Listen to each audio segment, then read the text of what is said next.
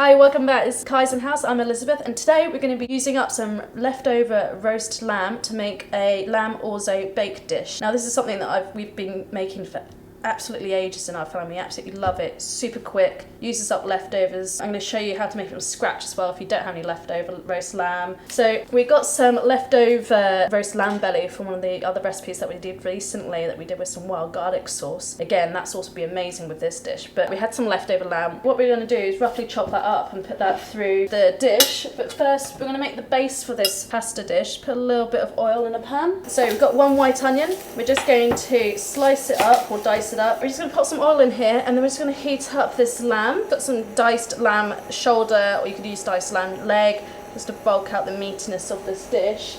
We're just going to give it a little bit of colouring in the frying pan. Alright, I'm just going to let that colour and get a nice bit of colour all over it. Bit of salt, bit of pepper on there. This dish can take quite a bit of crap black pepper. Go nuts. Alright, while that's happening, we're just going to dice up one white onion. You can just slice it if you're in a little bit of a rush, like I am. Okay, so while that's colouring, I've got that diced. I'm going to roughly chop up this lamb breast. This will go in later.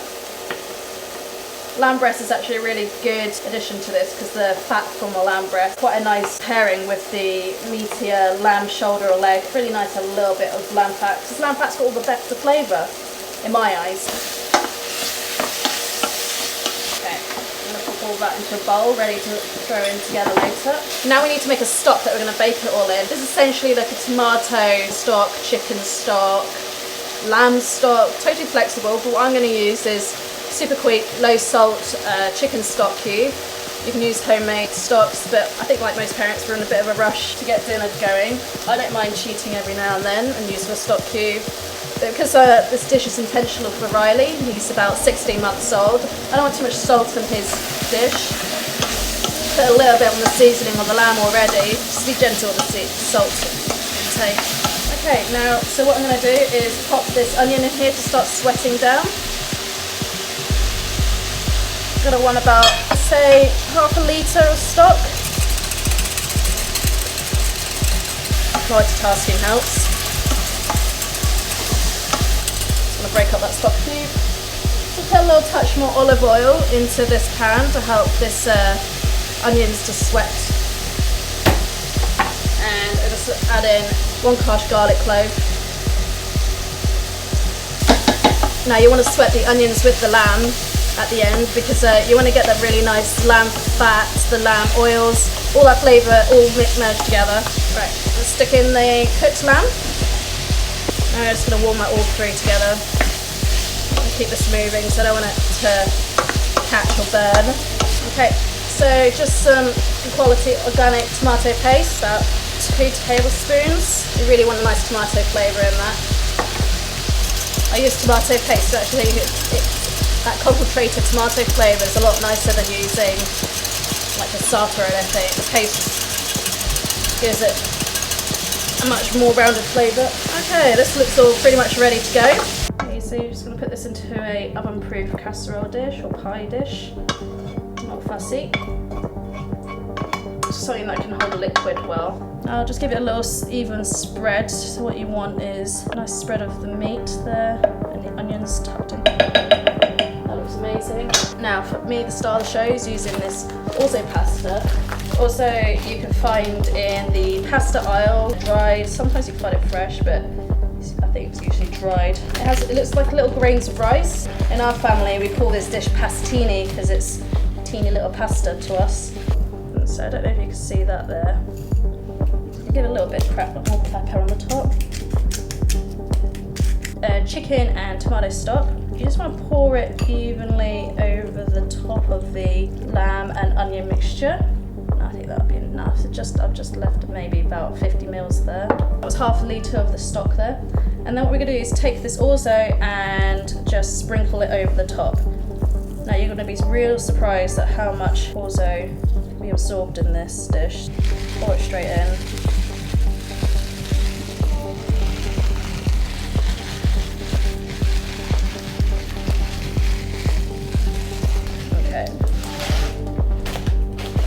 Grab a little spoon and then just sort of give it a gentle pat So what you want to do is you want to coat the lamb, like each little crevices, with the Orzo pasta. And what it's going to do is as it cooks and bakes in the oven, it's going to soak up all that lovely flavour and stock flavour and flavour from the meat as it cooks. Have a little bit more. So I'm not measuring this out, I'm literally doing it by sight. What you want is a little layer, it's a little bit sticking out. So what that's going to do is kind of a real nice crusty bit. It's my husband's favourite part of the lamb Orzo dish. Right, so if you notice I'm not adding more salt again because I'm trying to keep as low salt as possible for my son to be able to eat this. Cover this with foil.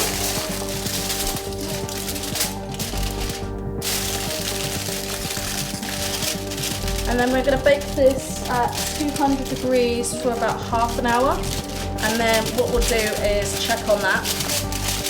It really depends on the size of your casserole dish, how deep it is, how long it will take. Use half an hour at 200 degrees as sort of the starting point, and then give it a little fluff around. If you still, what you're looking for is the pasta to be cooked, fluffy.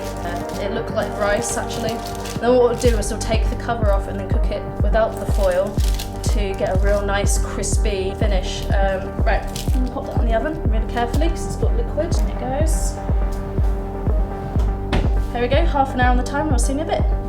Right, so that's been in there for about half an hour. Let's have a quick check on it. It smells pretty good. So I can see all that lovely stock has been soaked up by this pasta here. So we're just going to give it a little gentle mix and stir. I'm not breaking it all up because I actually quite like it when it's all a bit like clumped together and rather than all the little bits. And this is just to help get all those little bits of trapped stock if there's any in there. It's a little bit juicy in this corner here. Okay, so the pasta rice is cooked. I'm probably going to give that another between 5 and 10 minutes without the cover, and that should just finish getting a nice crispy topping, and that will be pretty much ready to serve. The pasta bake's been in the oven for about 5 minutes extra now, so should have a nice crispy top base. Oh, my little rugrats here. So anybody else experience one-handed cooking as well? Yeah? Yes. So this is why it helps to do dishes that are easy to prep in advance. There's some pastini. Yes, you like this one, yes? Do you want some? You want some? Okay, alright. This is going to be a little hot, so for the little ones, maybe just let it rest for a few minutes first, because it's going to be steaming hot inside. For the adults, you can, because it's quite low in salt, you might want to top it off with some fresh parmesan. I'm going to serve it with a little fresh salad as well. And what about try the wild garlic pesto, just a little bit on the side, and that can mix through the pastini, the pasta bake. That'd be a great, yes darling, it's coming. That'd be a great little side garnish with it.